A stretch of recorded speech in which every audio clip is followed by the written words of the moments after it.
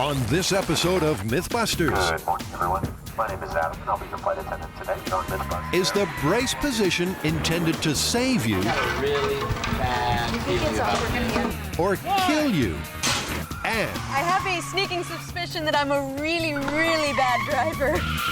is driving and chatting Could you repeat that again? just as dangerous as Officer, would you have me a beer? driving under the influence? Who are the MythBusters? Adam Savage I reject your reality and substitute my own. and Jamie Heineman. I kind of like it in here. It's private. Between them, more than 30 years special effects experience. That was intense. They don't just tell the myths, they put them to the test.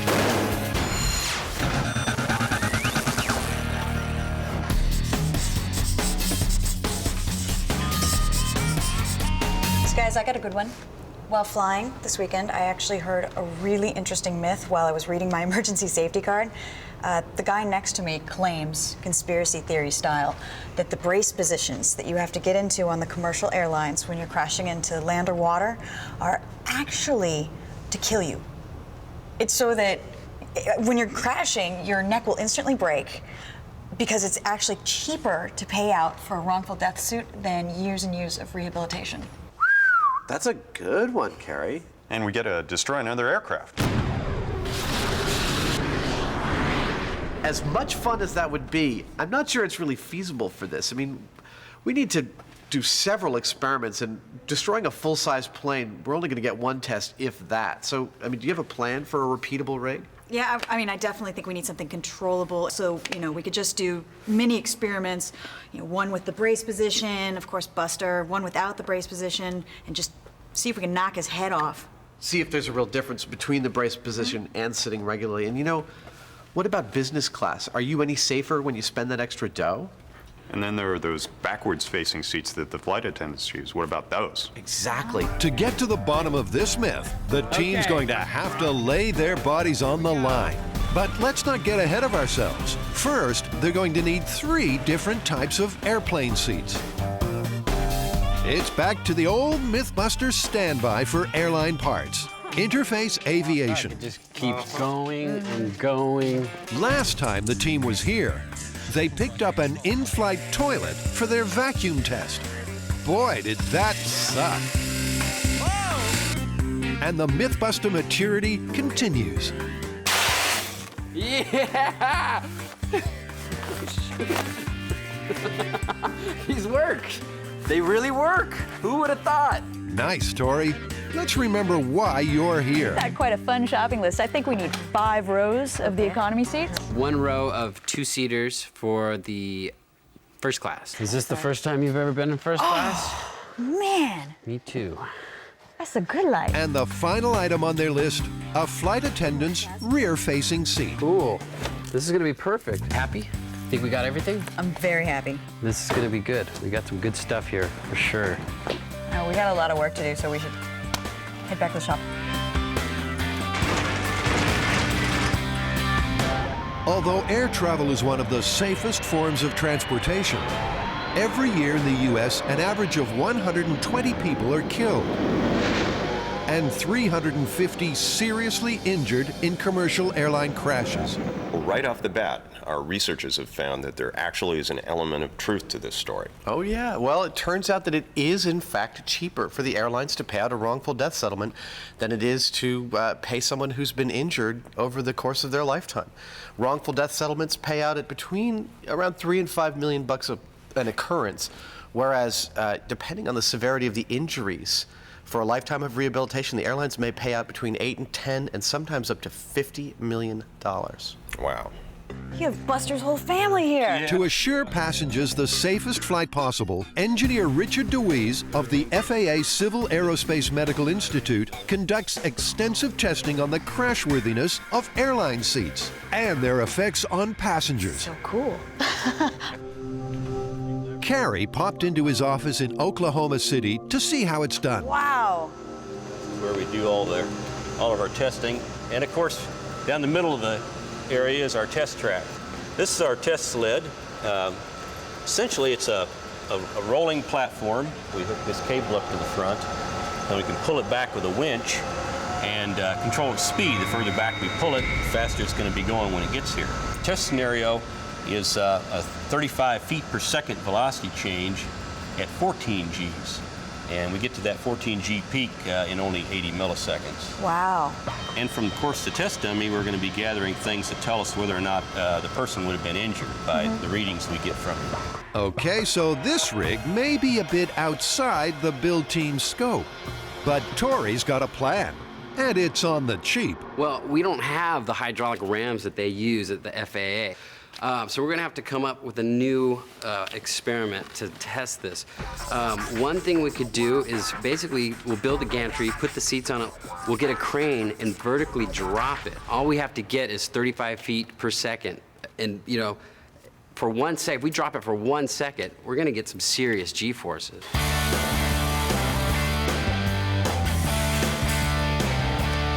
My number one concern was that this thing has got to be super strong.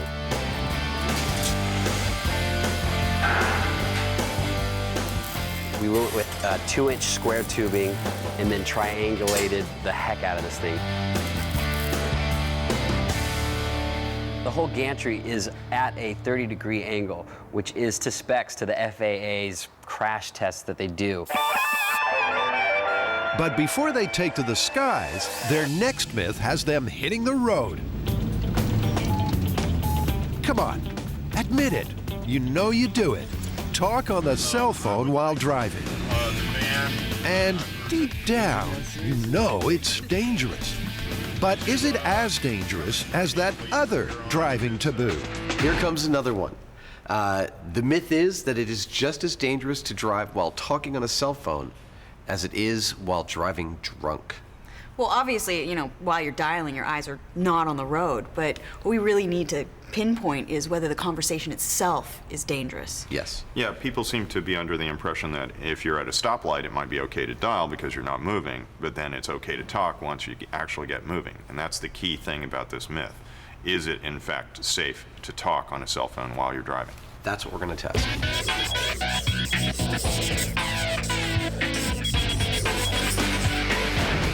They're off to the Russell Racing School at Infineon Raceway in Napa, California. The plan we've got today is that both Carrie and I are the test subjects. We're actually going to do the Russell Racing School course here. They've got several different driving skills to test on us.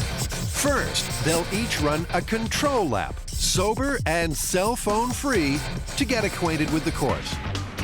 Then they'll navigate the course again, only this time while Jamie distracts them with a cell phone call. What? I can't hear that. Finally, they'll knock back a few cold ones, take a police-administered breathalyzer test, and then climb back behind the wheel for their last lap. Oh, man. This is a tough one because I do notice on occasion talking on a cell phone that it's easy to zone out. Whether that's equivalent to driving while drunk, which I've never done, I have no idea. Ladies and gentlemen, start your engines. Carrie and Adam are about to test the myth that driving with a cell phone is just as dangerous as driving drunk. Once again, going to humiliate myself in front of a very large audience. But before they attempt the skills course impaired, they'll each try a control run first, sober and cell phone free. Hey, how you doing? I'm Jamie. Mark Wallachachuk. Hi, Mark. Mark Wallachachuk, chief instructor for the Russell Racing School, takes them both through the route.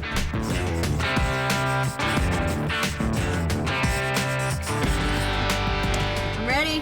Go. Are you ready? Go. First challenge, accelerating to 30 miles per hour and stopping at the sign. If you don't get to 30, you're going to fail that part of it. If you don't stop at the stop sign, you're going to fail that part of it. Of course, nobody stops like this, do they? I don't.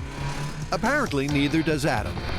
You can't go into the other lane. Go straight Then back. there's everybody's favorite, parallel parking. Oh, man. Just ran into a lady to get lined up in the cross. Oh, Darn. I still can't park. Or they The time trial comes next. Your job is to average 15 miles an hour through the whole course. So if you go too fast or too slow, then you're going to fail that part of it. And now the time trial. Now the time.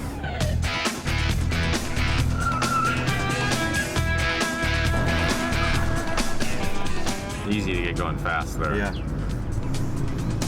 And you got to be at least 10 miles an hour around here. You got it. And for the piece de resistance, the accident avoidance challenge. You'll drive up at, say, 30 miles an hour. I'll say left, right, or center. You've got to make that lane change and then, you know, get through that particular lane change. All right, so now remember we got to do without the brakes. Without the brakes. A little over 25, 27. Okay. Go. Okay.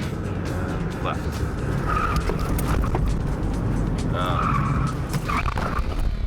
Tail. We got to pull. Okay, and right. Oh, good. Oh, I made it. Kind of takes you back to those driver ed days, doesn't it? How did I do? Well, that's pretty good. We were a little quick for the what we call the road drive. You're very good at the parking. Every time you turn, I'm going to want to see checking both sides and signaling. For the whole test? Yeah, even. Okay. So that's a pass. It's all good. And Carrie? I have a sneaking suspicion that I'm a really, really bad driver. That wasn't bad. You need to practice your parking, which not many people do. But so I failed you on that. The rest of it, you did actually very good in the accident avoidance part. That was really close. That was good. So overall, you passed. Yeah, but the real fun's still to come.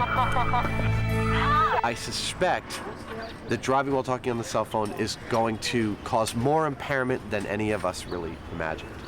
I think the cell phone's gonna be murder. There's absolutely no way. I'm trying all my concentration just to remember what I'm doing when I'm driving on this and where the roads are. Back at the shop, the framework for Tori's MythBust airplane is nearly complete. They'll have Buster testing the validity of the brace position in no time. Fingers and toes. What I have to do next, I have to cover this whole thing with plywood, and that's going to be the theoretical airplane floor. I'll lay the tracks on, and then I'll start putting on the airplane seats.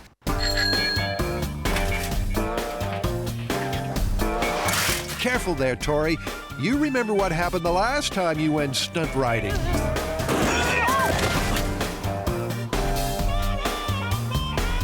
I'm okay. It's easy to break bones when they're real, but when it comes to Buster's bones, well, that's a bit trickier. For this myth, we need Buster's broken bones to explain to us what's going to happen in the brace position to the human body. So we just basically want to do some fact checking to make sure that Buster is up for the test and he will give us some real data. We want to make sure that he is as much like a human as possible. To retrofit Buster's aluminum frame with the most realistic bones possible, the build team tests the strength of different materials. First, animal bones as the control. Yep.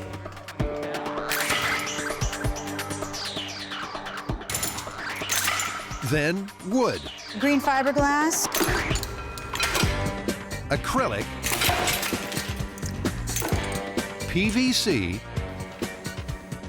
and carbon epoxy tubing to see which would break most like a real bone. I think you found your match, Carrie. Look at that. It's broken, but it's not shattered. It's perfect.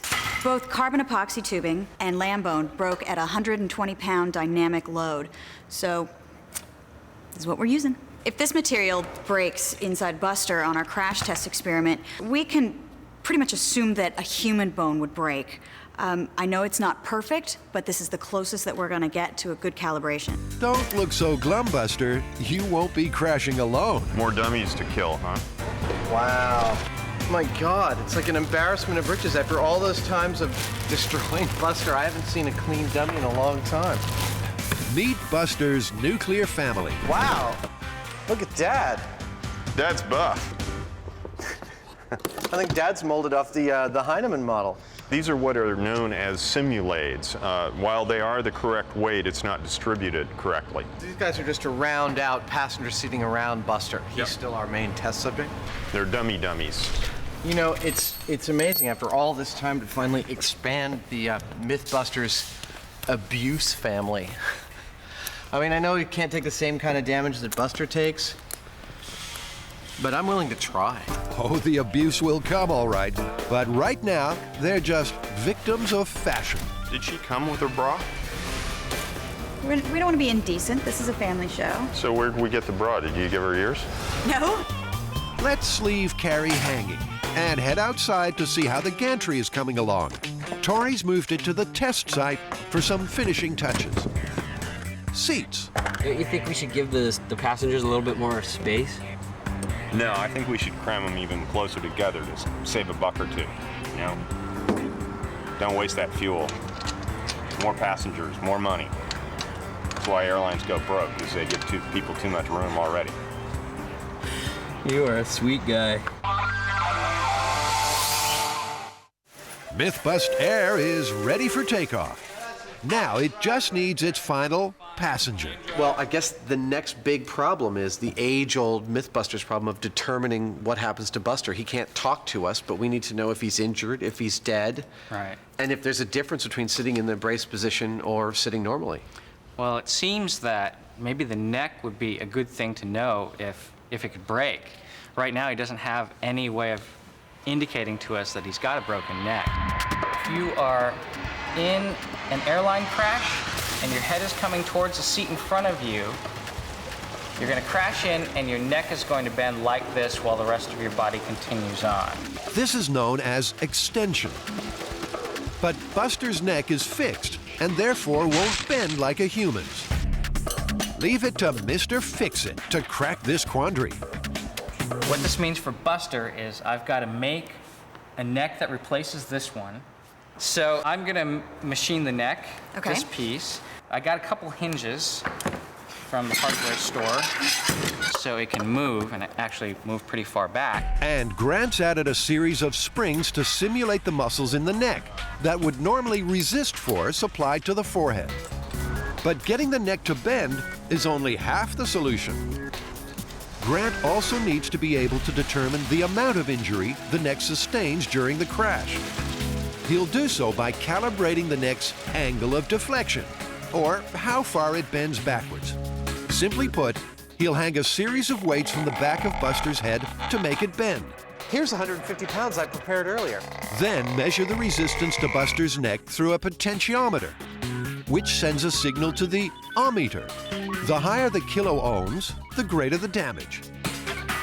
First, they record the resistance on the neck with no load attached to establish a baseline. Okay, so starting out, we've got 4.29. Okay, 4.29. You ready? Yeah. I'm just going to lower it down. Here we go. Then they increase the weight to measure the angle of deflection. Great. Okay, so what do you got? 6.2. 6.2K. So that is serious neck injury. That's fantastic. It's perfect MythBuster solution. I'm really pleased. Thank you, man. Thanks. Now we got to get his face back on there. Not so fast. Grant's got one more gizmo for Buster's head, an accelerometer to measure the force Buster's brain will sustain upon impact. But Grant also hopes to measure the force of impact to other parts of Buster's body. So he's covering Buster's torso with shock watch stickers. What you do is you buy this off the shelf, stick it on your package, and it'll tell you if you've exceeded the G-load. So it keeps your shipping agent accountable. If the capsule inside the patch breaks and turns red, you know you've exceeded your specified G-load. I've got 50, 75, and 100 Gs. Conveniently, these three sizes correspond to thresholds of human injury. 50 Gs would correspond to the threshold of injury for the entire body in a frontal impact. Meaning that anything under that, and you might possibly survive it. Yes, exactly. Okay. Without serious injury. 75 would be for a rear impact, again for the whole body, threshold of injury. And 100 corresponds to inside of the head, your brain actually bouncing around. That's all great, but how do they work? All right, so I just stick this on. That's it. My There's beer, your package. Beer can equals person. Yep. All right, Okay. okay. A little bit higher. Go. Not quite 50 Gs. Going a little bit higher. I'm gonna actually chuck it. Ready? Okay. Yeah, I can see it's red from here. That's perfect. Red means you're dead. If it works this well on a beer can, they can't wait to see how it works on Buster. That's perfect, Grant. I'm totally psyched about that. Are you frightened? It's round 2 of Adam and Carrie's driving test. They've already passed the control run, so it's time to break out the cell phones and try a more distracted lap. Okay, for the cell phone test, I'll be off on the sidelines talking into a cell phone and delivering 3 different types of tasks to the driver in the car. The first one is repeat the sentence. They just have to repeat what I've said. The second one is a verbal puzzle. They have to actually think about what their answer is going to be. And then the third one is a monologue where they have to list 5 different things about some particular subject that I'll give them. There's no doubt in my mind that their driving performance is going to be significantly reduced. I'm a little nervous about it. I don't think I'm gonna do very well on this one. Okay, go. All right, if I say Jack stole Ann's ball, who's the thief? That would be, Jack. Jag. Okay, repeat the sentence. The driver was stopped for driving 67 miles per hour in a 20-mile-per-hour zone. The driver was stopped for driving in a 15-mile-per-hour zone. I admit it? No, you missed it. The driver was driving 67 miles per hour in a 20-mile-per-hour zone. Okay, give me 5 things that are in the interior of your car. 5 things in the interior of my car was the steering wheel, Stopwatch, the rear view mirror, the pad of paper, the seat, the seatbelt, charger, and the speedometer. Driving this course was insane trying to talk on the cell phone. You could not pay attention to both at the same time. If you see a picture with a diamond, a rectangle, and a circle, and the circle is to the right of the rectangle and directly above the diamond, is the rectangle right above the diamond? I have no idea. Rectangle. Could you repeat that again? Which girl is taller if Jane is shorter than Kim? Kim is taller. Kim is taller. Give me 5 things that are part of your daily work or activities. Kissing ass. Drilling and tapping. Doing my hair. Doing on-camera PMCs. And, yoga. Making phone calls. And, oh man, driving to work. Checking my email. And avoiding phone calls from certain people. And,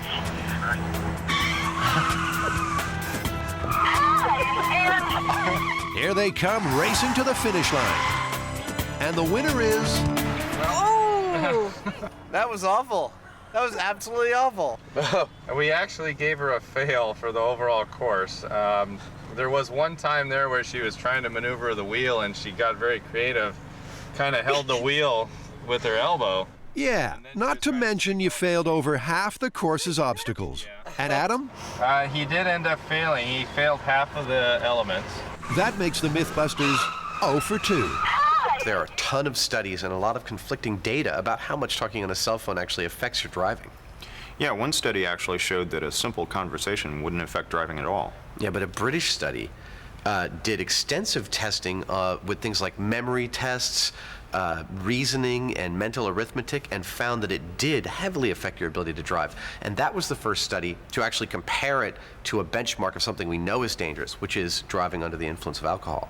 It's time to start drinking. As dangerous as driving drunk?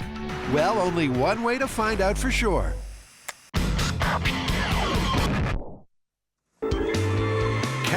them are trying to determine if driving while on a cell phone is just as dangerous as driving drunk. They've already failed the skills course while chatting away. Now they'll try again after putting a few beers away. To feel the effects of the booze quicker, they've fasted since last night. I'm not really looking forward to a drink. I haven't eaten since I woke up. I've got a kind of hunger headache. It's a hot day out here, and I expect it's going to get me pretty toasty. But not too toasty. The catch is they need to ensure their blood alcohol ratio remains below 0.08, the legal limit for operating a motor vehicle in California, or the experiment will be called off. So they've called in a few of San Rafael's finest to administer breathalyzers 15 minutes after every beer down. Okay, start drinking now. Cheers. Cheers.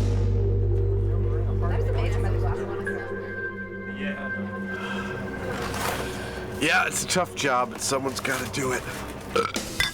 Cheers. I'm actually surprised that I'm a little cockeyed. One beer, empty stomach. And apparently, Carrie's not the only one. You're going to fart on camera to prove that women actually do occasionally. I'm so not gonna do that. If my boyfriend finds out I fart, he might leave me. What I need you to do is just put your mouth over this tube here and blow. One beer and 15 minutes later, Carrie's ready for the test. Okay. Slow or hard? Yeah, I'll hold on to this. Hard. Okay. Keep going, keep going, keep going, keep going, keep going. Go, go, go, go. Okay. Okay, there you are right there. 0.038. Halfway there. That means I get another beer? Officer, would you have me a beer? You're next, Adam. Go, go, go, go. Keep going, keep going, keep going. Go, go, go. There. I bet I need another beer. Oh! 0.027. 0.027. It sounds like I have a lot more to drink. Now there's something you don't hear every day. Keep going, keep going, keep going. Closer, but you can go higher, Carrie. What do you say she completes the other half beer and It's not even half, it's like a third. 051. 051. I think I need another beer. Here we go. Let's hope Carrie's second beer's a charm. There you go. That's You're it. right there. Beautiful. All right, can't get any more. 075. And Adam's third tips the scales. 07. 07. All right. Good. All right. Let's try with 07. They're rocked. Now it's time to, roll. It's finally time to test the aircraft killer brace position, and Adam's singing with excitement. Buster and part of his extended family are going to be joining him on this drop. This first test, Buster's going to be sitting upright, not in the brace position. This is the, the control. And Grant is actually setting up the accelerometer in Buster's head. He's already got his broken neck rig, and we're just going to see if there's any difference between this and the brace position. We're dropping him from 15 feet.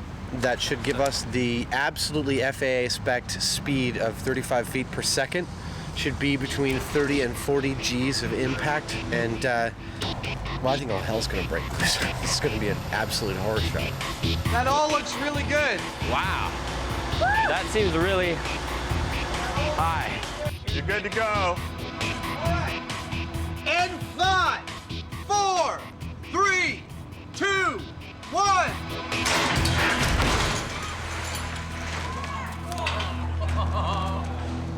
That was a perfect drop. Easy for you to say, Adam. You weren't on board. It was quite an impact. It, really kind of made the whole concrete area here shudder. That's 1,000 pounds. It's really solid. All the seats are trashed. Wow. It was well balanced, it hit hard. I'm amazed. So was it a regulation drop? Oh, that is. Check out the replay. We met the FAA guidelines for a crash test perfectly. It couldn't have gone any better. I mean, we had a 41 feet per second, 54 millisecond collision time, and 21 Gs subjected to the frame. It's perfectly within the guidelines, so I'm feeling really good about this test, and I think it's extremely valid. Let's see what Buster has to tell us. Do you want to check his chest meters? I would love to. What do you got? Hoo-hoo. Not even the 50. That means Buster's body withstood less than 50 G's of force on impact, meaning his body weathered the crash. Probably the seat cushion absorbed a lot of that shock. But what about his head? What did your meter read, the accelerometer? The accelerometer gave me 56.4 G, so no serious head injury there. It takes a minimum of 100 G's to the head to sustain major trauma. So Buster will live, but he's going to have one major headache. Check out this tray table here. So what was the neck injury? So the neck injury, the meter read 4.67 K, which isn't even close to our threshold for serious neck injury of 6.7 K. That means Buster's neck didn't bend back far enough to indicate significant damage on the ohmmeter. I tell you, it's pretty much a real testament to how these seats are built, that with a fall like that, the seats collapsing all around you, there may be some broken legs, but all of these passengers would have survived this fall. Absolutely. It's pretty amazing. Everything we have says this is a survivable type of drop. So, very next thing to do is to pull Buster down off this rig, reset him for test number 2, which is the brace position test. And in fact, in resetting this rig, we have to pretty much rebuild the whole thing to test it twice. Well, here's one serious injury. All things considered, that's not so bad, right?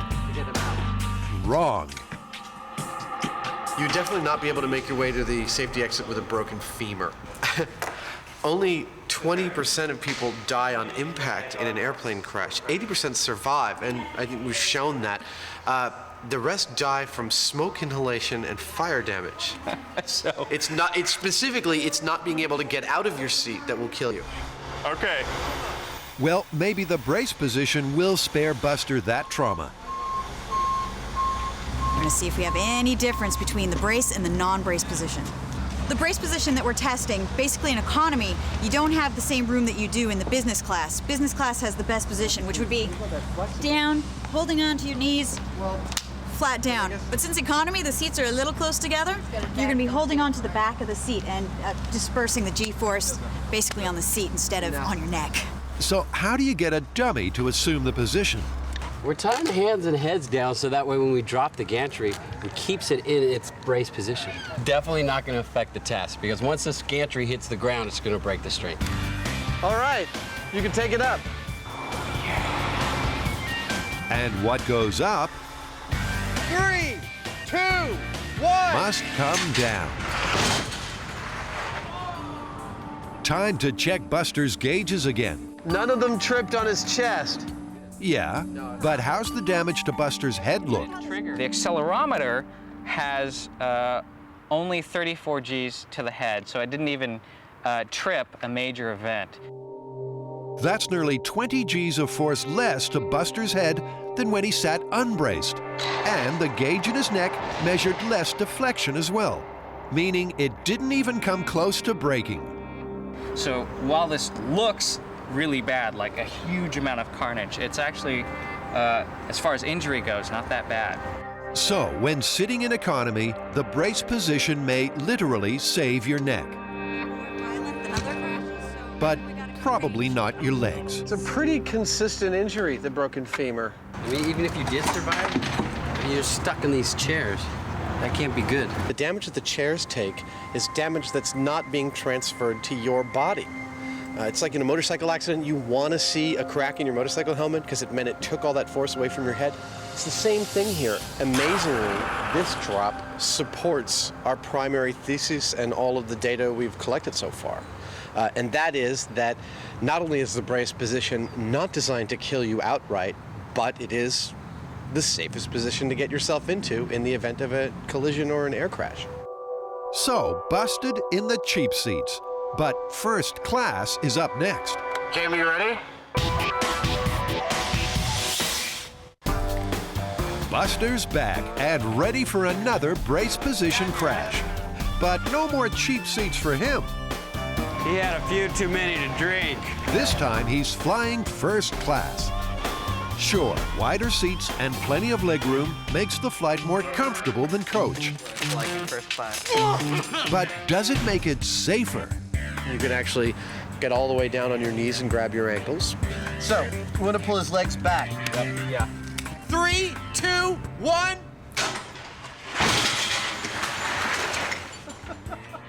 Watching something plummet to the ground never grows old.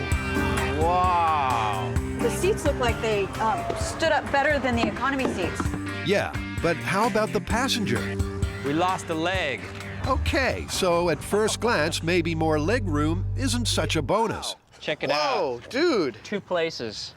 Here We got a and broken here. femur and tibia fibula. But how'd the rest of Buster's body fare?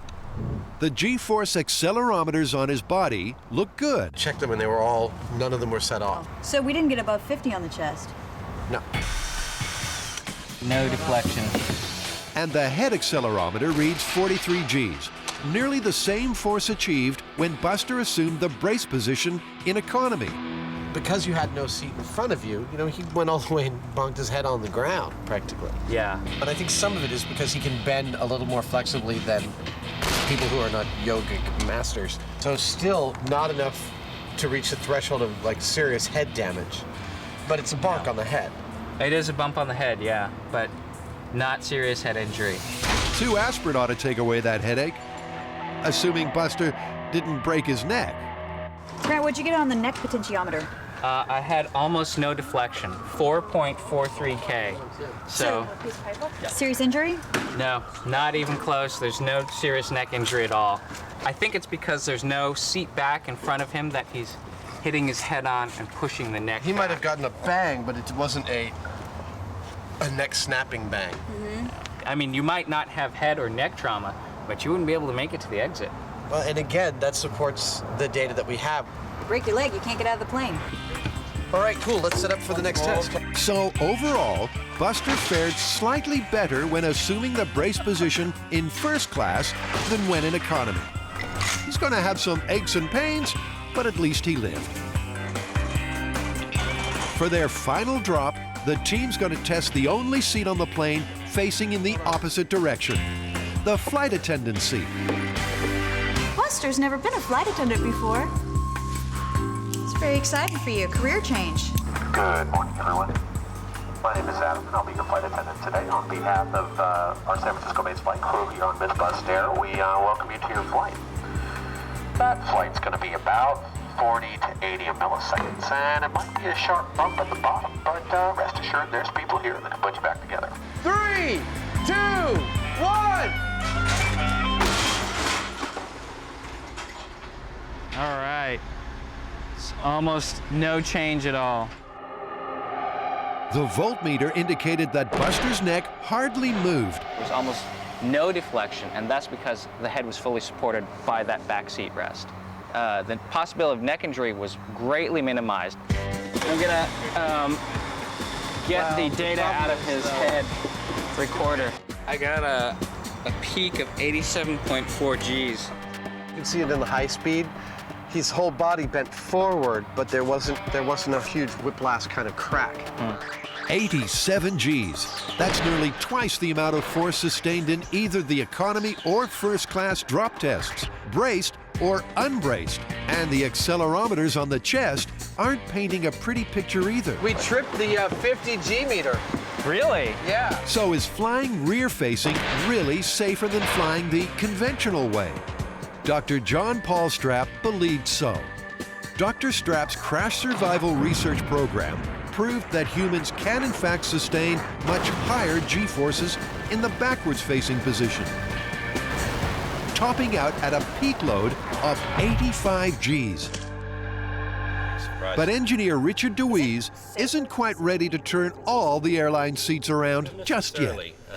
While a rear-facing seat will spread the loads out better during a forward impact, it also has you facing rearward, and all that flying debris is now coming at you. A well-designed rear-facing seat, there's nothing wrong with it, but a forward-facing one can be just as safe as if it's designed as well. Let's hope so, because the next drop has the MythBusters putting themselves on the line. It's round 3 of the cell phone versus drunk driving test. And Carrie and Adam are fueled up and ready to go. They've already passed the control run, but failed the course while talking on the phone.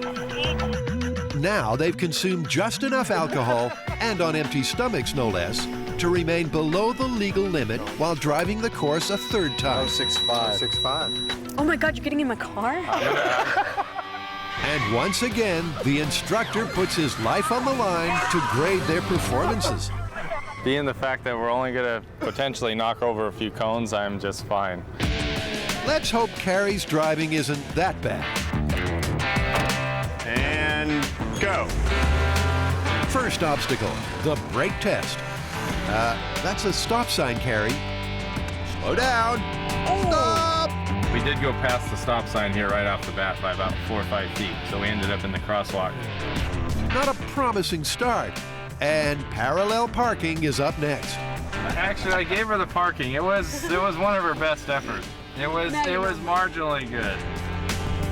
Here comes the road timing test. Remember, it's got to be done in 45 seconds. Uh-oh, 30 seconds. That's going to cost you. Hope you do better on the accident avoidance test. We pretty much killed a couple cones over in the accident avoidance. Or maybe not. I also think I took out a few cones. A few cones? You blew away half the obstacles, Carrie. That's what's known as a failure. Can we stop using the word failure and just be like, I didn't succeed? I am feeling a little bit tired and tipsy, and I'm definitely done with this experiment because I don't usually drink beers during the day in the sun. So all I want to do is go to sleep now and maybe eat something. No, I'm done with my... Go ahead, Carrie. Indulge. You've earned it. I'm gonna eat pizza in a minute. That's all I really care about. You'll get your reward soon enough, Adam. And go.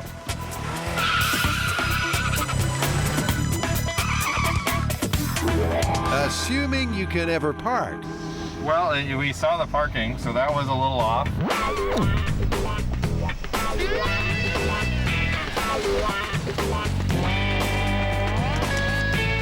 There was a couple times that I reminded him to look both ways, and I gave him kind of a half fail on that. He's coming down the home stretch. Just one challenge left. The only thing with the accident avoidance, he did do it, but he kind of slowed down through the whole thing. It's not looking good, Adam. Like Carrie, you failed nearly half the course. 2.5 fails, I guess. So you just like kind of suck. I don't kind of suck. I mean, I was definitely impaired enough that, you know, it's the sort of impaired you want to keep people off the road at that level. That's right. Not only is drinking and driving not smart, it's illegal and very dangerous.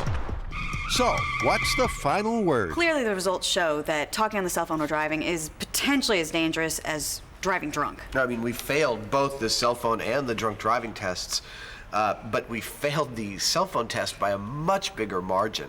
However, all that being said, I still think that you can always put down the cell phone if something's happening that you've got to deal with. You can't exactly, so at least I can't exactly just stop being drunk. So what do you reckon? Confirmed, busted, or plausible? It's absolutely confirmed. I agree, confirmed. I'm a little shocked.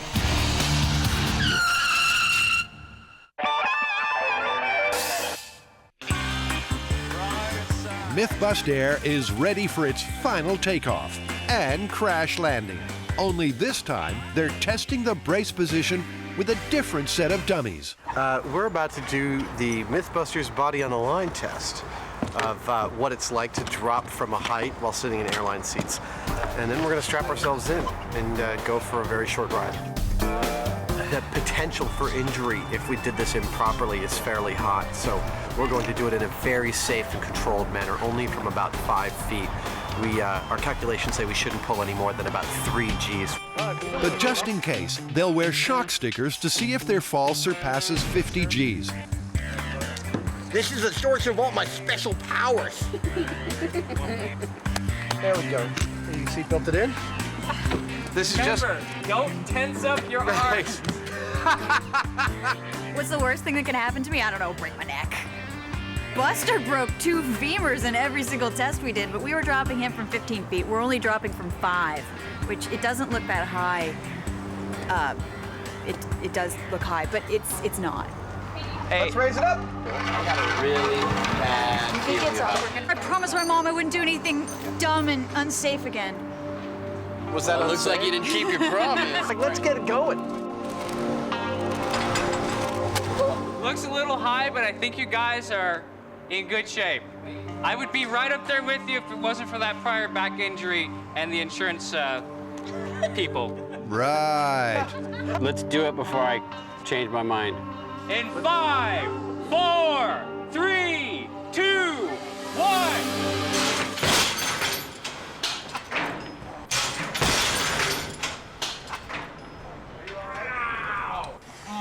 I smashed my head into the seat. That felt terrible.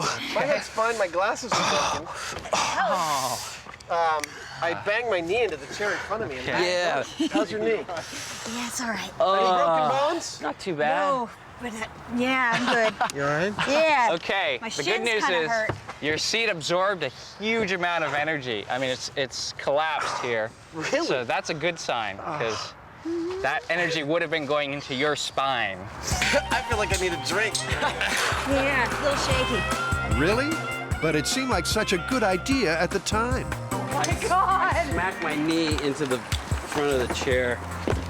That's gonna be a bruise. Oh. Hey, but you didn't break any bones. I would like to say I'm sorry to you, Mom and Dad. I don't know. I'm a little stupid. Took the wire out of my bra. Popped the wire straight out of her brassiere. Holy moly! Can I get a close up? No, that's one close up we don't need. Given the fact that we were at a 30-degree angle, the brace position probably kept all of us from having some type of head trauma, because there's not a lot of holding yourself back with that kind of force. Even with those like 3 or 4 Gs or whatever we were pulling, we would not have been able to hold our heads back. So I'm glad we had our heads like that. The worst thing was banging into the seat in front of me, and that really made it clear why you don't want your legs, why you don't want your feet under the seat ahead of you. The brace position definitely felt good. I felt like it took all of the energy and put it into the seat instead of my neck and head. So it was like that initial punch hurt, but I mean, you know, I'd go higher. The brace for impact position is definitely the position you want to get in if you have a chance to. Our tests have shown it that it's at least 3 times safer than sitting upright and striking the seat. All right, everybody. Well, we thank you for flying MythBust Air, and on behalf of our San Francisco-based flight crew, Tori, Carrie, and Adam, we know you have a choice of airlines, and we're glad you chose us. So the myth that the brace position in an airline crash is designed to kill you, what did we get? What were the final tally of numbers, Grant? Well, what we found was in the economy class that braced is definitely safer than unbraced. And the first class is safer still than economy class. And finally, the stewardess, the flight attendant seat was the safest of all, sustaining up to 80 Gs of damage and almost 0 neck deflection. Well, and the other great success we had on this is we've added to the MythBusters family. We've got 3 new test dummies to abuse, and I think they've already performed admirably. I think they already show the scuff marks of some real MythBusters service. So what do you guys think? Plausible, confirmed, or busted? This one's totally busted. Busted.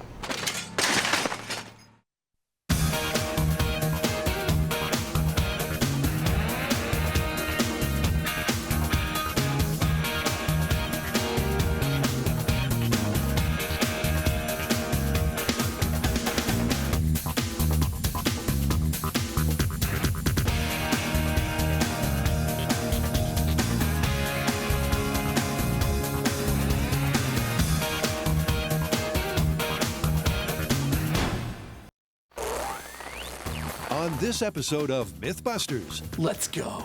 Adam and Jamie light up a festive myth that's tremendous. All I know is this is going to make some little child really happy.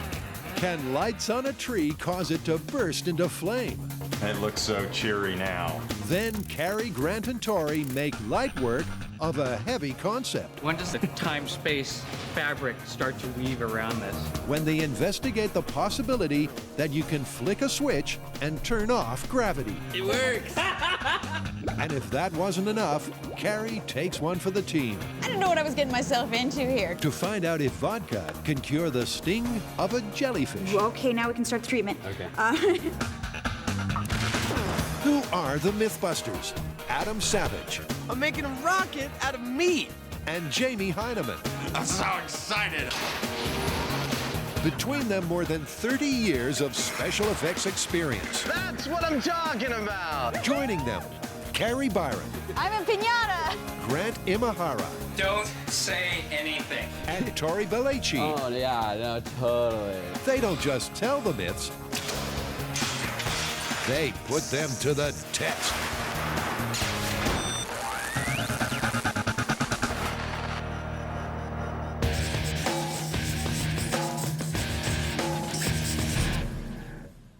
What do you got? Well, this one has been flooding my inbox. It is a very popular seasonal myth, but I can't wait until Christmas to test it. Okay, well, what is it? Well, you know, during Christmas season, you will have your tree festooned with lights. The myth is if you leave that tree on overnight, the lights can cause the tree to heat up, burst into flames, burn your house to the ground. Well, Christmas tree fires do happen every year. Right, but is it because of the heat from the lights or from some other reason? So we need to dial in on exactly what's going on there. Precisely. It's the epitome of the festive season, a tree dressed with colored lights. But is it dressed to kill?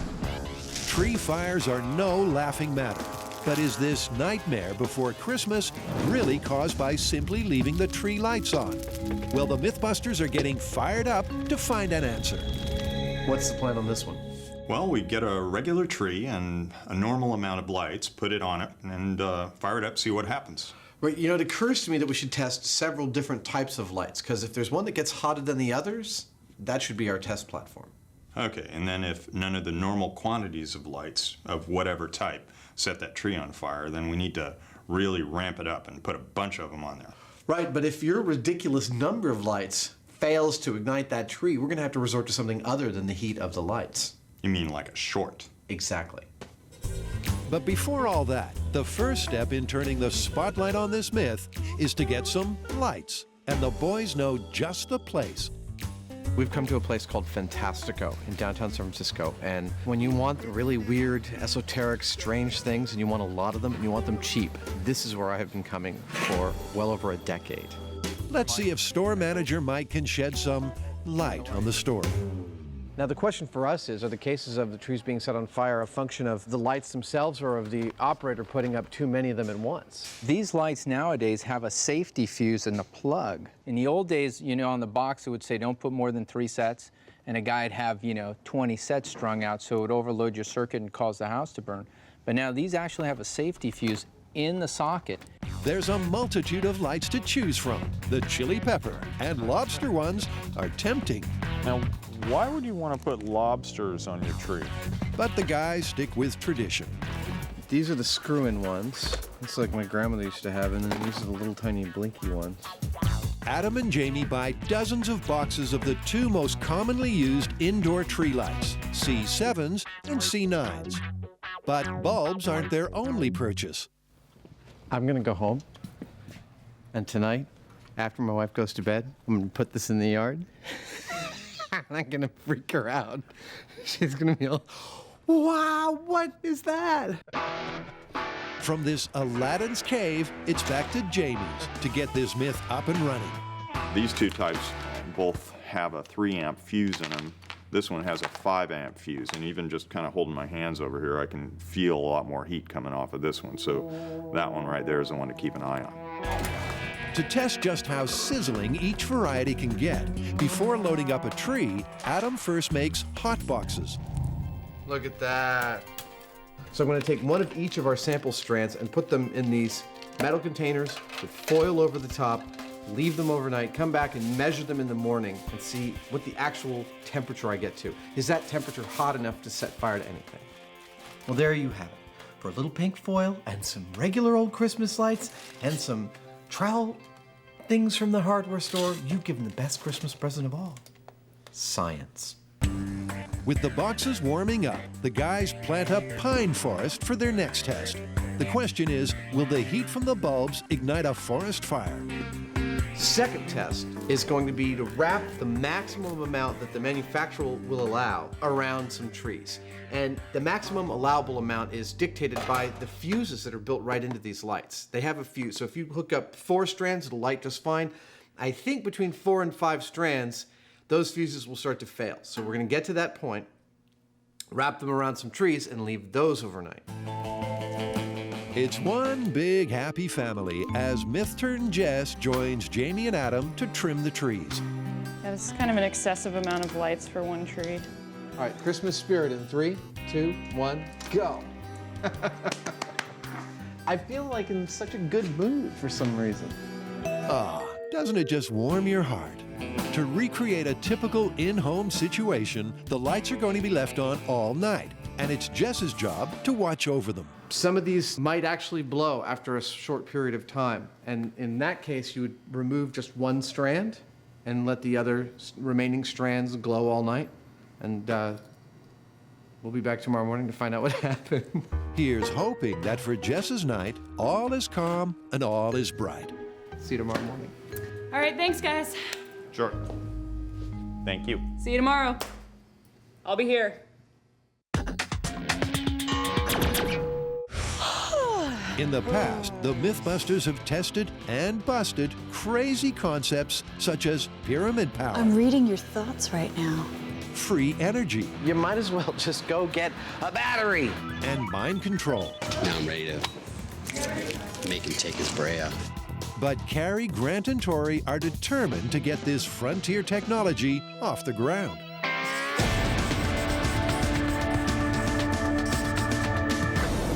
Okay, guys, got the next big myth. Have you ever thought it would be cool to control gravity? Woo! Great. Can't wait. Another one of these. Yeah. Okay, look. There's a lot of credible research going on all around the world. There's a Russian scientist doing a lot of cool stuff with superconductors. NASA, the European Space Agency are all interested. Yeah, that just pretty much proves that there's nut jobs and fruitcakes all the way to the top. Anti-gravity is the mythical holy grail of science. But can it actually be done? Can you flick a switch and turn off gravity? Is anti-gravity science or science fiction? It's these questions our intrepid trio will try to answer. And guess where they're going to start? As with all these fringe technologies, we have the magic of the internet to help us find information. And the Patent Office has issued numerous anti-gravity patents. They don't have to test if they work, but they do have to issue the patent. Okay, you know, some of these have nothing to do with any sort of terrestrial technology, and most of these have nothing to do with any sort of reality. All right, well then why don't we just get a cross-section and then, I guess, start testing these. Before the testing begins, let's talk about gravity, a force that Tori is familiar with. But in case you're not, let's get back to basics and a clever fella called Newton. I'm okay. In 1687, Sir Isaac explained that gravity is the tendency of objects with mass to accelerate toward each other.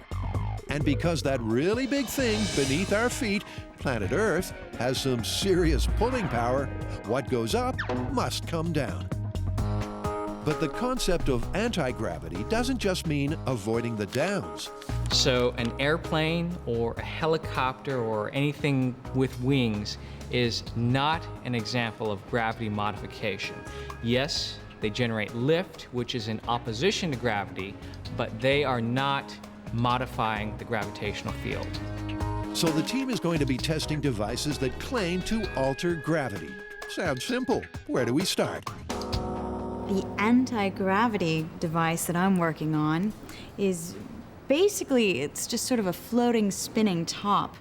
Okay, but how does a spinning top make gravity disappear? I don't know, but I think it takes batteries. Well, according to the instructions, the trick is to get the top spinning above the base plate, which should hold it in an anti-gravity field. This is how it says to start out. It also says for ages 8 and up. A quick read of the manual and a change of venue later, and it looks like Carrie has turned off gravity.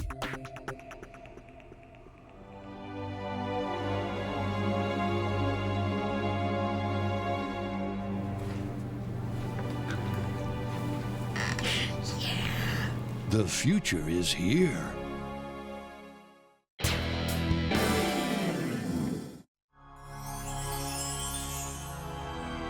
'Twas the night of the fairy lights test, and all through M5, not a creature was stirring, not even a...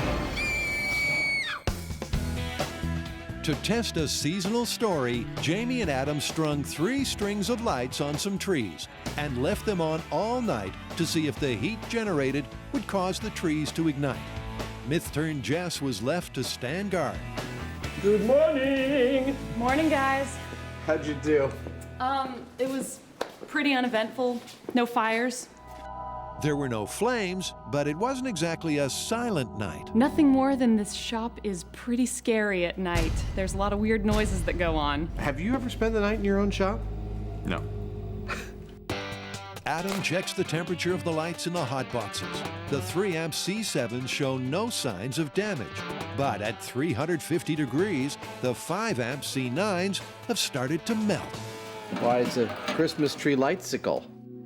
The C9s got hot enough to start melting the plastic and rubber encasing the bulbs and the wires. And that is totally significant to our testing here because that could lead to a wire short. And a wire short very easily means fire. So, normal amount of lights on a normal tree, we get nothing. Let's ramp it up. I agree. I think this time we should go for 500 of the C9 bulbs. And while we're at it, why don't we get a thermal imaging camera and see what the heat distribution looks like? I totally agree. That is an excellent idea. Unlike last time, for this upping the ante test, Jamie and Adam are not following the instructions on the back of the box. I want to bypass the safety measures implemented on the C9 lights and put as many of them as a person could put on a normal household circuit. We forgot one thing. All right, yeah, get my game face on. Let's go. Getting into the festive spirit, they load up the tree with 500 lights. This test is to see whether a ridiculous amount of lights put on a tree is going to set it on fire. All right, yeah, actually, I think we could stop there.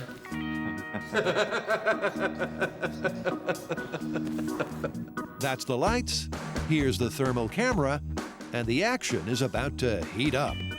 This is gonna make this so much fun. Dude, that is too funny. Like some demented elf. Adam, the heat-seeking cameraman, is ready. So you might want to put on your shades for this one. All right, in 3, 2, 1. Hey, everything went on. I can definitely feel the heat coming off of here. Now we wait. It's just gonna be a while. So they wait, but it's not long before nothing happens.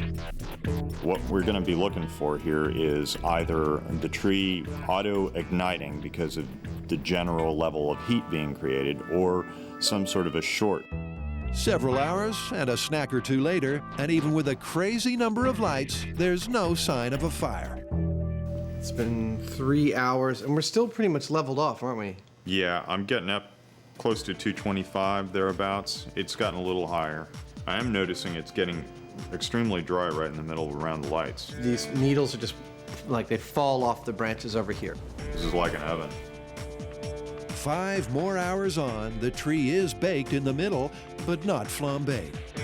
I don't know, Adam. I think we need another about 5,000 or 6,000 lights.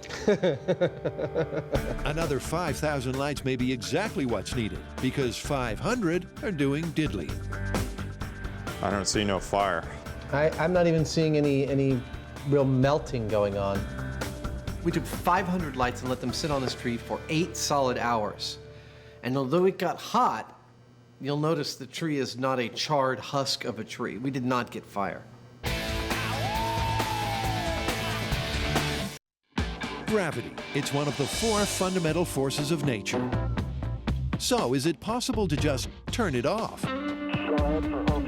Grant, Tori, and Carrie are surfing the net and testing a number of devices to find out. Carrie has a spinning top that appears to be defying gravity. But really, it's just being held up with a magnetic field. The stability is created by the spinning.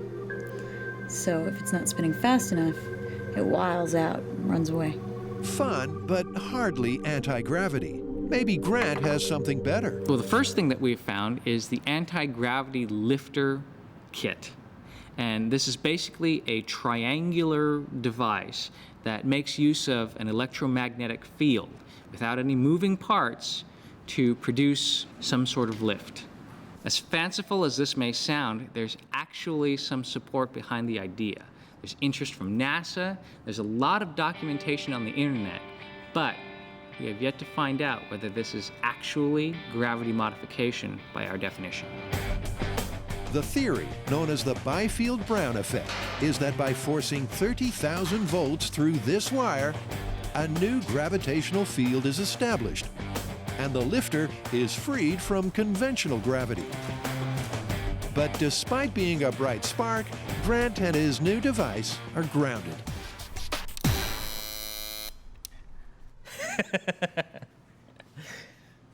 Does it say anything about buzzing?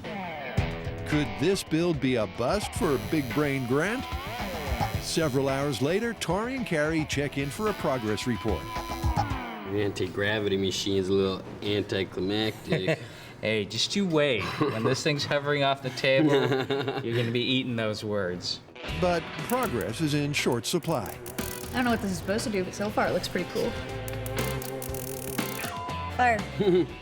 Grant, in an admission of defeat, calls the manufacturer for some advice. It's jumping across P1 to where R7C connects. And just a few modifications later, the team is finally ready for liftoff.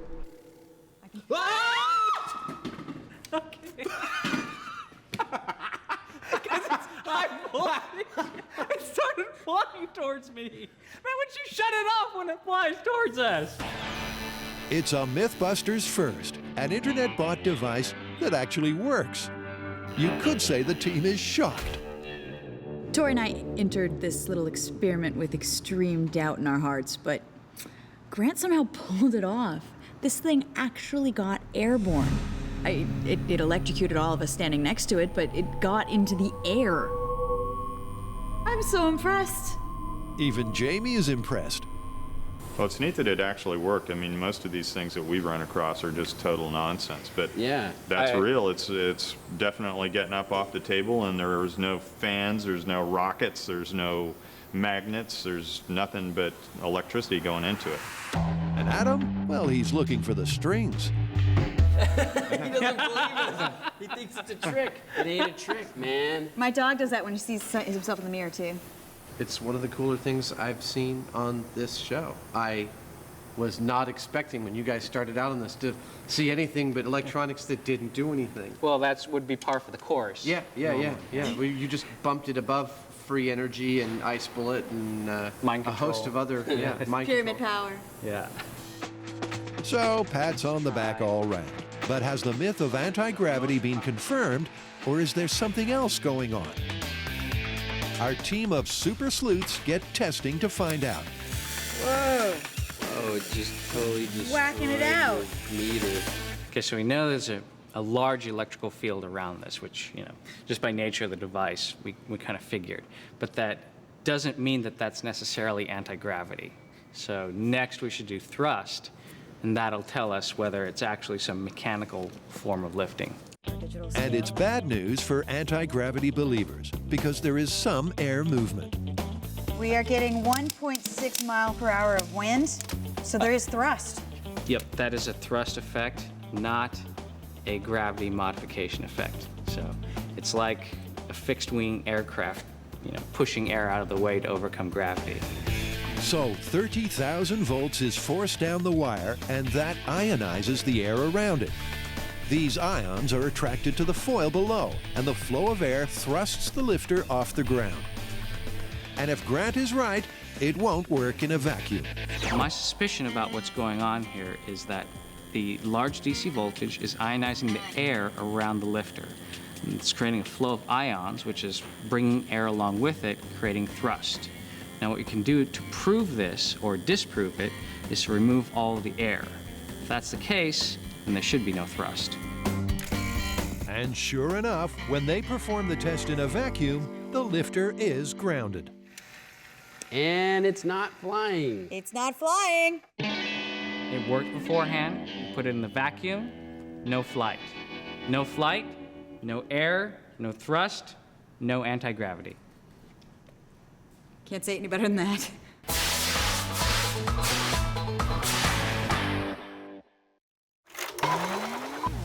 Can leaving tree lights on overnight cause a Christmas catastrophe?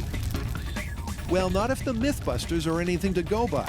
They put 500 lights on a regular tree, but there was no fire in the hole. Yeah, I'm starting to think that we're going about this all wrong, that what we really should be looking for is an electrical spark. Well, all the lights are fuse protected, though. They're not going to generate a spark. That's true about the lights, but you could still plug too many lights into a standard house outlet by using those 3-outlet adapters. If you tree enough of those on each other, you could overload the house circuit.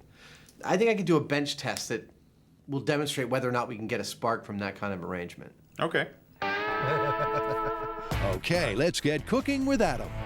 Now, the critical ingredients in creating a spark fire from Christmas lights are my old favorites: the old grandma 8-foot extension cord, 18 gauge, a nice clamp-on ammeter for monitoring the amount of power being consumed by the Christmas lights, and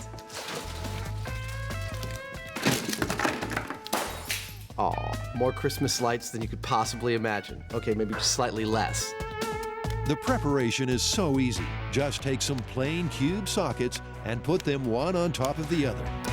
Does this look familiar? If it does, I'm not coming over to your house for Christmas. Plug them into an old-style extension cord. Modern extension cords are a little thicker, but this is very likely to be found in just about any house. And a generous amount of tree lights. With 10 strands, I am now exceeding the Underwriters Laboratories recommendations by 50%. And bake for about 15 minutes. 286 degrees. This is crazy. Come on, I want some failure. It's probably best that you don't try this at home. I'm running double the rated power through it. Well, that right there is kind of scary. Isn't it? Yeah. I mean, if you put too much into an extension cord just plugged into your house. Whoa! That's what I was talking about. That's what's gonna happen.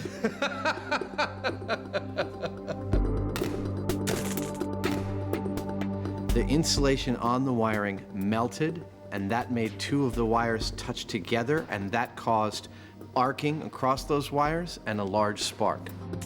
Unfortunately, in your home, this is a recipe for disaster. We're demonstrating a totally viable method for too many lights causing a failure, and that failure causing a spark. People get really, really enthusiastic about their Christmas decorations, and I'll wager that a few of you have done this. Now do you see the danger?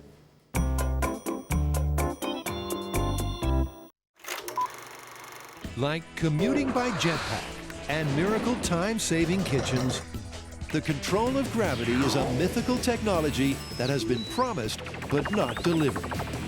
Or has it?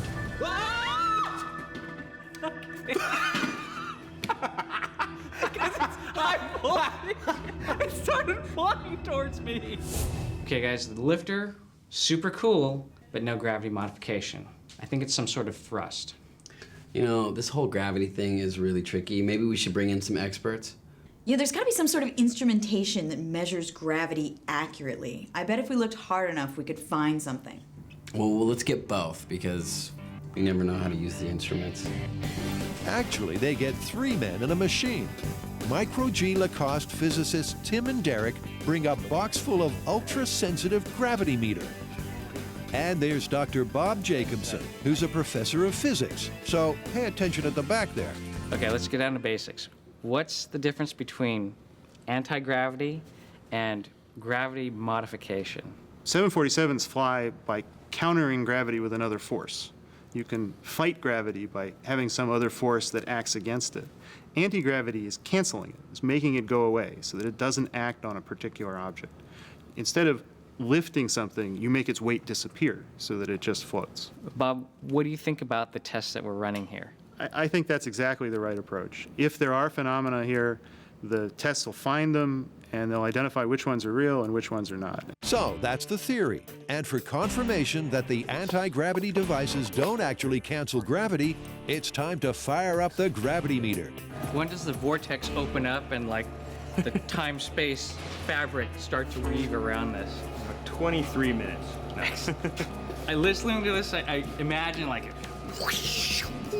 and then everything in the shop starts vibrating, you know? He watches a lot of sci-fi.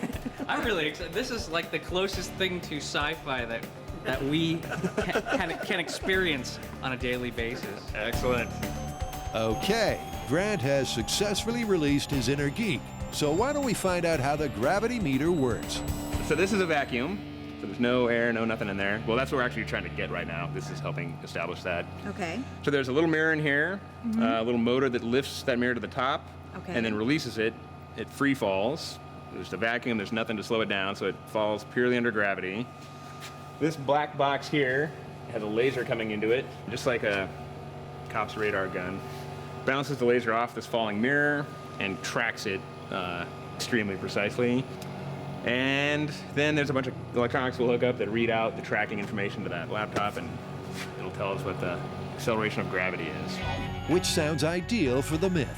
If there is any change in gravity, this awesome piece of equipment will detect it, right down to 1 part per billion. What was your analogy for part per billion? I came up with if you took a standard typing paper, stacked it up 300,000 feet, which is roughly, I think I came up with 1,000 Eiffel Towers or 100 Mount Everests, got a stack of paper that big, and pulled out one sheet, we would, just that same kind of precision. We could actually see one sheet out of a billion. So even if it isn't perfect anti-gravity, even if it's just a billionth of normal gravity. A billionth, 1/1000th of gravity, if it can change it, we would see that. To perfect the vacuum that's so crucial to its accuracy, it has to warm up overnight. And when they come back in the morning, the guys get an idea of just how impressive it really is. So during the night, did you record anything out of the normal? Yeah, I would say that I could just be there in the Bay Area here or what, but the data were pretty noisy from what we'd expect, and it's possible that we had little micro earthquakes. Apparently there was an earthquake this morning, and I think that correlates to some of the noise we saw this morning. The meter not only mapped the effect of local earthquake activity on gravity, it detected tidal fluctuations caused by the passage of the moon. So your instrument's sensitive enough to measure, you know, the moon passing overhead, but what about some sort of real-world example?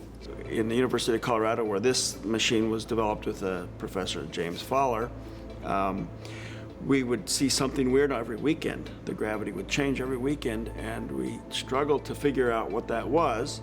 And we eventually found out that it was the stadium, football stadium was filling up with students. And that would make the gravity, in that case, go down because the students were above us and we were in a basement. And then when they left, the gravity would go back up, and that would happen, a little bump right during the football game. That is so crazy.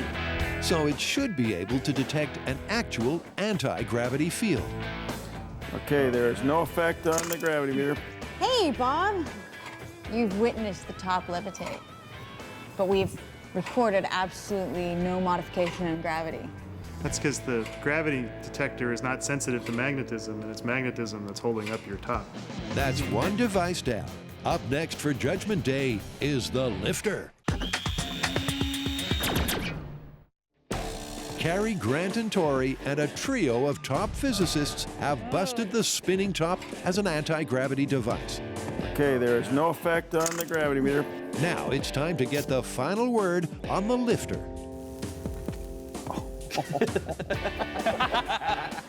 Okay, now you can smell the ozone and you can Be feel. careful though, because it's. Yeah, don't get don't too touch close. it. But you can feel the wind coming off. For So it's definitely thrust. That's the theory.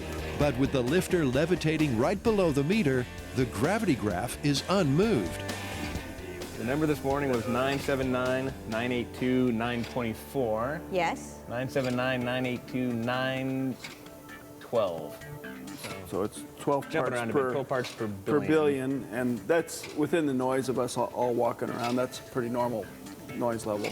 Do any of our resident physicists have any theories on what's actually happening here if it's not modifying gravity? It's doing the same thing a wing does. It's throwing air down.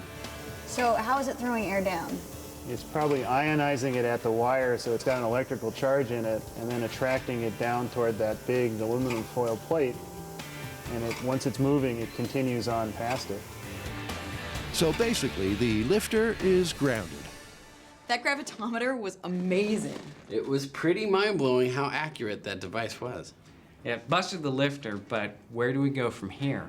I do have one more device that I found, but you can't really test it with traditional science. It's the Hamill generator, and apparently this guy was abducted by aliens. They showed him around their ship, and from seeing that, he came up with the designs for this generator. Well, if anybody's already solved anti-gravity, it's definitely the aliens. Okay, well, the MythBusters have tested crazy claims before. Merry Christmas to Merry us all. Christmas to us all. And they've come across stranger ingredient lists in their time. 3 jade balls. A roll of aluminum and 1,000 magnets. Yep. But why are they taking this one seriously? The reason why we're taking this seriously is because he has very specific designs. Designs are good. So how does this alien technology work? Supposedly, the perfectly balanced cones wobble within the constraints of a magnetic field. And it's this dynamic equilibrium that generates an electrogravitational field, and that causes the alien ship to lose its connection with gravity. I really wish the aliens were here to show me how to build this thing. With aliens in short supply, Grant and Carrie will have to do. And Grant gets the all-important bearings rigged at practically light speed. This is the bearing, and it's supposed to wobble. And it's a little something like this. It's not bad, actually. And while Carrie lines the rim of 3 bike wheels with the magnets, Tori has made 3 cones from the roll of aluminum.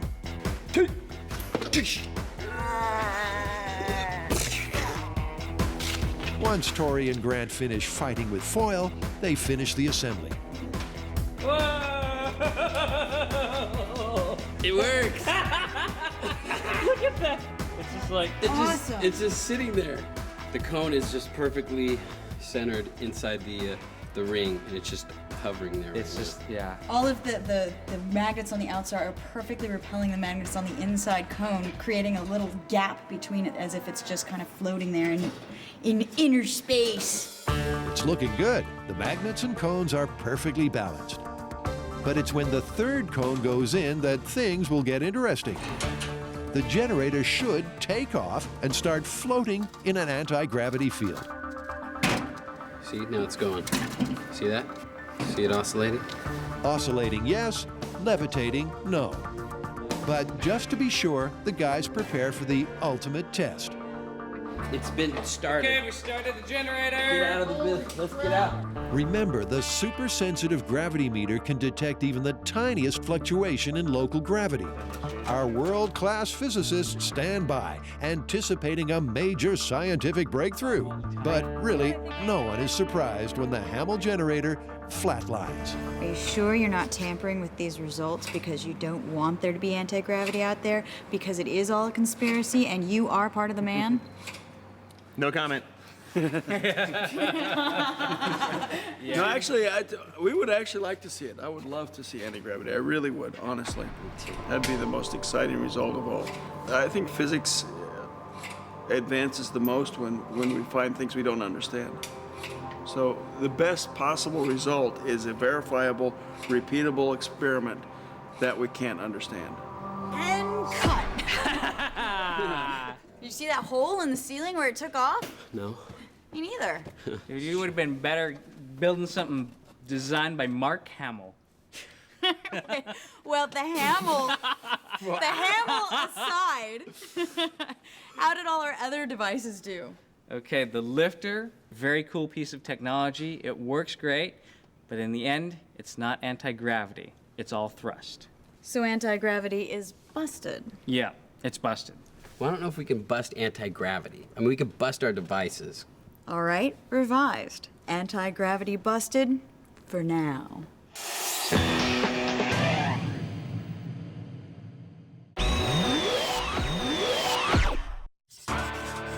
And now for something completely different. Vodka. Most people choose to drink it, but our team of alcohol aficionados have busted it as a bee killer and poison oak cure. They've also used it to kill off bad breath and cheesy feet. But that's not enough for Carrie and Tori. This time, something fishy is going on. We're here at Monterey Bay Aquarium. We're gonna pick up a jellyfish and find out if you can use vodka to treat a jellyfish sting. It's an old fishwife's tale, and if it's jellies you're after, you can't do better than this aquarium, which has one of the finest collections in the country. They don't know it, but one of these medusae is about to become a mythbuster.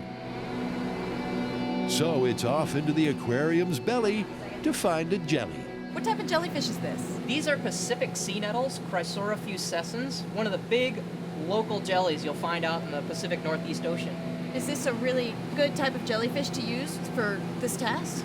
These are very good representative stingers, and these are jellies that people would commonly encounter out on the beach if they were swimming. So this is an appropriate animal to test. I didn't know what I was getting myself into here. This won't kill you or injure you, but you know, it'll be uncomfortable for a week. How reassuring. But you know what they say, no pain, no gain. See one that looks good? Oh, there's a good one. Jelly catcher away. One little tentacle, no problem at all. Wow. Bag o' jelly. I can't believe I get to take this guy home. Have fun. It's the MythBusters equivalent of the funfair goldfish, though in this case, it's a bag full of pain. Back at M5, despite the vodka at the ready, Carrie's had second thoughts, not to mention thirds and fourths. I think I'm a little anxious. I'm a little bit nervous. I thought I was going to be perfectly fine, but now that it's come down to it, I find my heart going. You really want to do this? Well, it's not like I want to do it. I'm doing this for the show. You're going to grab him by the head, gently, and underwater, run him across my arm so the little tentacles will slide across, stinging me with thousands of little stingers, releasing neurotoxins into my body. That should be fun. While the jelly limbers up, Dr. Tori explains the procedure. All right, Carrie, so once you get stung, the process is going to be this.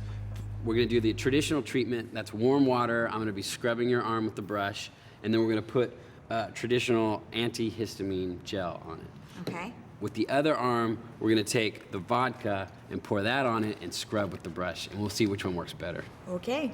You ready? You psyched up? Give me some hits. Okay. And cue the wince. Okay, you? I don't know. I feel a little more on this side. You might have to do it again. Again? Go from this side to this side now. You love the pain. Not really. Okay. Ready? Yeah. Do it. Did we get enough on this one? Yeah, I feel some right there too. All right, let's go. Okay, so it's definitely starting to sting more and more, and it's tingling in different places. And what's basically happening, from what I understand, is that each of the little spikes is letting off slowly neurotoxins. Okay, now we can start the treatment. Okay. Carrie could swear that when she took this job, nobody mentioned neurotoxins. So we're going to do the traditional treatment first. Okay. Warm water. Ready? Here we go. Yep. Okay, in the brush. Scrub now we got to scrub the stingers out that haven't released yet. A little lower on the arm right there. Yeah.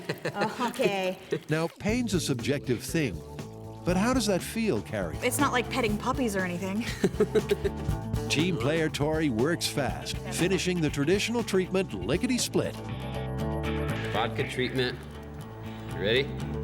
And before you can say, how you doing? It's all right. He's also applied the alcoholic antidote. All right, so that's it for the vodka treatment, right? That's it for the vodka treatment. And all things considered, Carrie's in good spirits. maybe she's been drinking the vodka. I was expecting some sort of sci-fi kind of pain. I really was. So I was preparing for like jagged spikes and I was gritting my teeth really, really hard. It wasn't as bad as I thought. Well, you are a brave individual, I have to say that. It's definitely not a comfortable feeling, but It's not something you want to do every day. it's better than a kick in the head. The jellyfish may not have had a ferocious kick, but did the vodka help at all? So as we administered the traditional treatment, I definitely felt kind of good. It was like scratching an itch that really needed to be scratched. And the vodka arm, pretty much the same thing. The only difference was one felt a warm sort of relief and the other one felt a cool sort of relief. As it's progressed, it's been about 2 minutes, and they feel the same, to tell you the truth. And it's the same story after several hours. So between the vodka and the traditional treatment for a jellyfish sting, which one do you think works better? Both treatments were extremely effective. I really didn't develop a rash. After about an hour and a half, I wouldn't have even known the jelly stung me at all. So vodka as a treatment for a jelly sting. Confirmed? I'm completely surprised, but I definitely have to say that the myth was confirmed. I think the vodka deactivated the nematocysts in my arm and left me without an itchy sting. Sweet. Now it's time to take little Titus out to the bay and set him free. You don't want to eat them?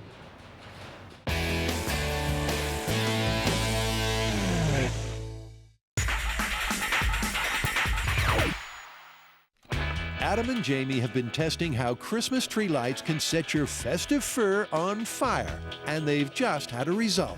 If you put too much into an extension cord just plugged into your house. Whoa!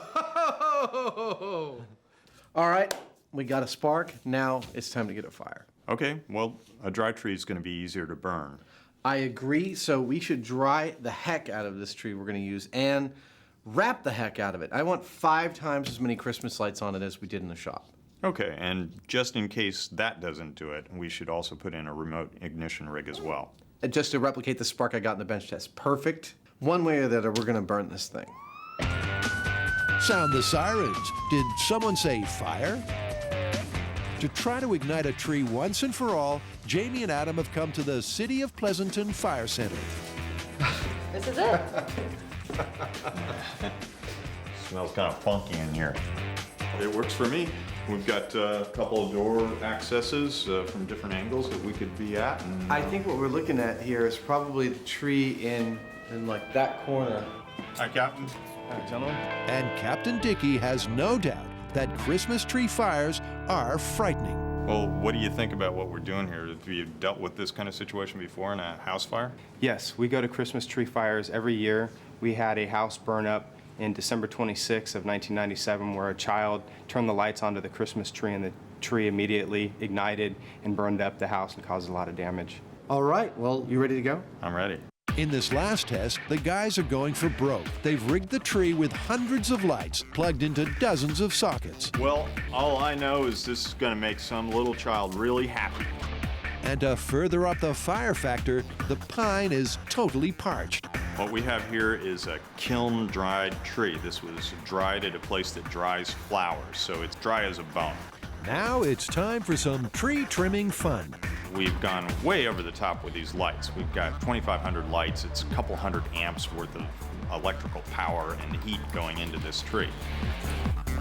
The MythBusters tree is starting to rival the Rockefeller Center's. 72 strands of lights, 1,800 bulbs. I'll bet this is what Christmas is like in heaven. I'm going to turn them off. I can't even gaze upon it. So bright is the light it gives off. It's as bright as the sun, but there's something missing. That's right, tacky ornaments. A decorative garland. As if we needed this thing to be any more flammable. And some brightly colored baubles. Are these not glass? Oh, they are. With 2,500 lights, this is the ultimate test in the hot bulb makes fire theory. But in case that still doesn't work, Jamie's also added a sparker for good measure. The neon transformer takes 110, just, normal line voltage and kicks it up to, I think in this case it's around 6,000 volts, something like that. This is a straightforward, always works way of getting a fire. Doesn't the tree look lovely, children? Now, to set it on fire. This tree behind me is loaded up with 2,500 Christmas lights. We've got some garland, we've got some bulbs, and this tree has been dried out in a flower drying oven for 5 solid days. It is effectively a Christmas tree shaped match. So what do Jamie and Adam hope Santa will bring? We're hoping that we'll get everything to come together and make for a big fire. Do not try this test at home. Without the fire department on hand, more than the turkey will be overcooked. Okay, Linda, give us power. Over. Copy that. Pressing the green button. Over. And there it is. It looks so cheery now. With all 2,500 lights on, the guys monitor the tree from a safe distance. Those light bulbs require more power than most people have in their house. Not just on a single circuit, in their whole house. The temperature rises rapidly, and soon the tree gets hot enough to make Jamie's whiskers bristle with anticipation. Chris, what's the temperature, the maximum? The top now is at 240. 240 on the scale, that's the highest? 240 degrees. And it's been 21 minutes. Soon there's a hopeful sign. Yeah, it's smoking. You can see it through the windows here. Dude, we're gonna get ignition. But 40 minutes later, the bulbs still haven't gone ballistic. And if 2,500 bulbs can't heat a tree to ignition, then no amount will. Well, lots of smoke, no fire. I think we're gonna set the spark off. Sounds good. You guys ready? We'll mask up and be prepared to go in. Okay. We're going to light this thing up with old Sparky, so stand by for our signal to cut the power. Over. Copy that. I'm standing by. It's the final test in this story. Can a spark cause the fir to fire? Okay, let's try. Ignition in 3, 2, 1. Bingo, we have ignition. There you go. That's it. That's beautiful. So fast. The fire department springs into action.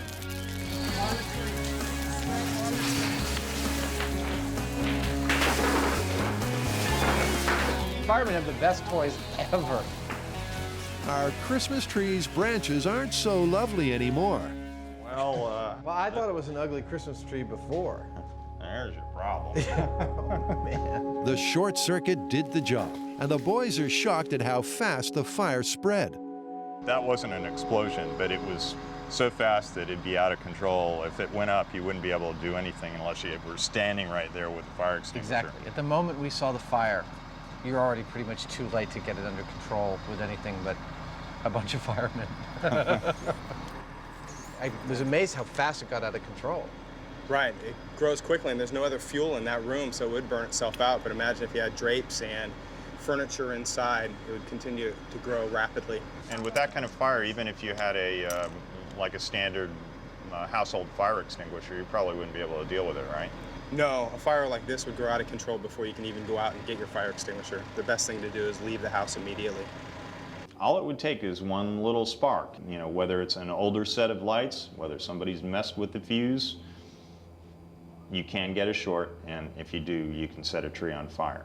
This is no myth. In fact, this is more like a public service announcement, because the figures we have says that on December 24th, 25th, and 26th in the US, there's over 10,000 fires that cause 40 deaths and over $80 million in damage every single year from Christmas trees burning down from various reasons. I think this one is totally busted. I mean, we put 2,500 bulbs on that tree, and it was not enough to create the heat necessary to auto-ignite. I agree, it's myth busted, but you know, that doesn't mean that people should let their guards down, because we did prove that it is possible to overload something like an extension cord with so many lights that you create a short and you could start a tree fire. Yeah, you know, this myth really, I'm amazed, woke up my holiday spirit. I think that we should do a Christmas special. It's one for the future. It is.